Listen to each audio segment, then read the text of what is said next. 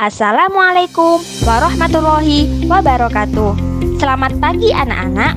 Hari ini Ibu akan mengajar tentang wakaf dan ibtida dalam Al-Quran. Bu, wakaf itu apa? Menurut Hilaf, al-julus artinya berdiri. Menurut al-habsu artinya menahan. Sedangkan menurut as-sukut artinya diam. Wakaf menurut beberapa ulama. Pertama, Ibnu Al-Jazari. Wakaf sebagai salah satu aktivitas yang diperbolehkan dalam membaca Al-Quran, yakni membaca pada akhir kalimat atau pertengahannya dengan syarat dilakukan pada huruf terakhir dari suatu kalimat. Yang kedua, Ahmad Mutahar Abdurrahman Al-Muraki, yakni memutus suara di atas kalimat atau ketika membaca Al-Quran selama bernafas. Tetapi jika lebih pendek dari masa bernafas, maka disebut dengan sakta. Yang ketiga, Syekh Al-Musyifi, yakni menghentikan suara di akhir suatu kata dalam waktu tertentu yang umumnya dipakai untuk mengambil nafas dengan niat memulai bacaan kembali. Yang keempat, Ahmad Ghani, yakni memutuskan atau memberhentikan suara dari membaca Al-Quran dengan mengambil nafas dan berniat untuk menyambung semula tanpa jarak waktu yang lama. Bu, ibtida itu apa sih? Kata ibtida dalam bahasa Arab adalah bentuk masdar dari fi'il madhi atau ibtida'a. Kata dasarnya adalah bada'a, artinya memulai suatu pekerjaan. Secara terminologi, para ulama tidak memberikan definisi ibtida secara spesifik. Namun, jika disimpulkan dari definisi wakaf yang diungkapkan Ibnu Al-Jazari, yaitu memulai untuk membaca Al-Quran baik setelah qad maupun setelah wakaf. Ibtida setelah qad hendaknya diawali isti'adah dan basmalah baik di permulaan, pertengahan, atau akhir surat.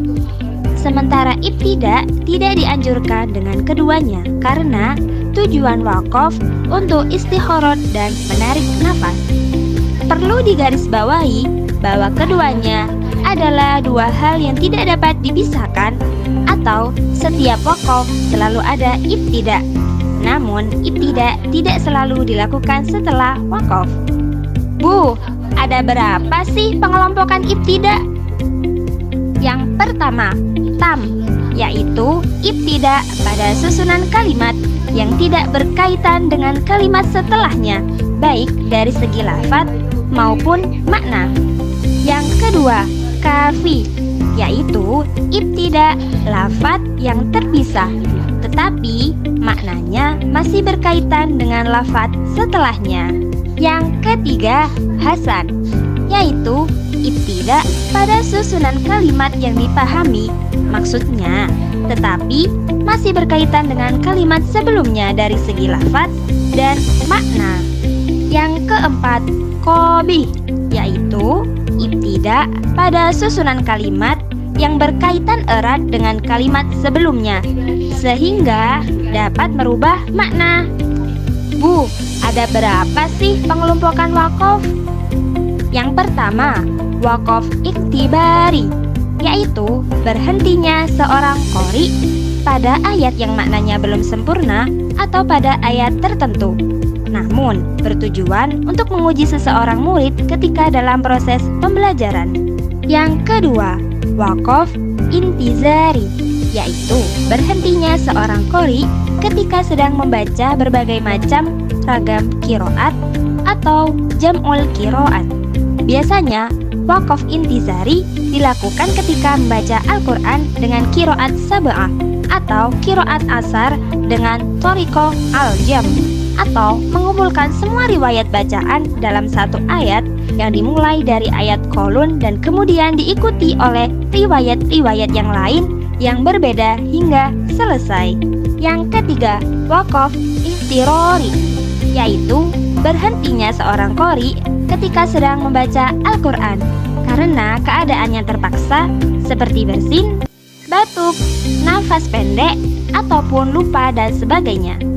Keadaan ini diperbolehkan wakaf di mana saja, namun hendaknya ibtidak pada kata yang layak untuk dijadikan permulaan.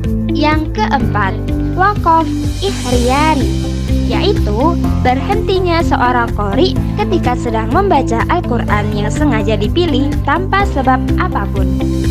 Artinya, tidak ada alasan tertentu yang mendorongnya untuk wakaf, kecuali keinginannya untuk menghentikan bacaannya.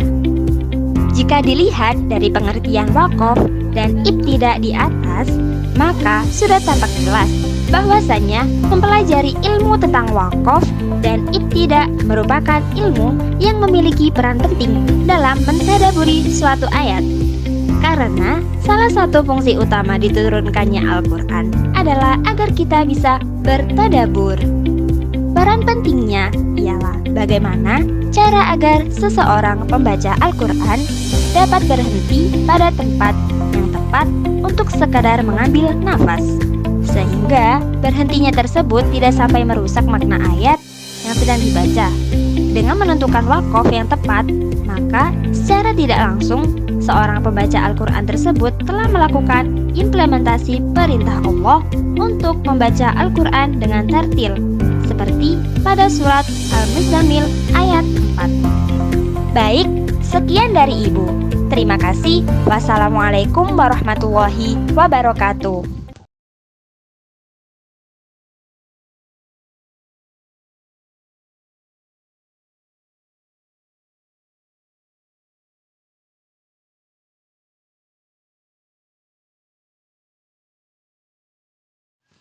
Baik, sekian dari Ibu. Terima kasih. Wassalamualaikum warahmatullahi wabarakatuh.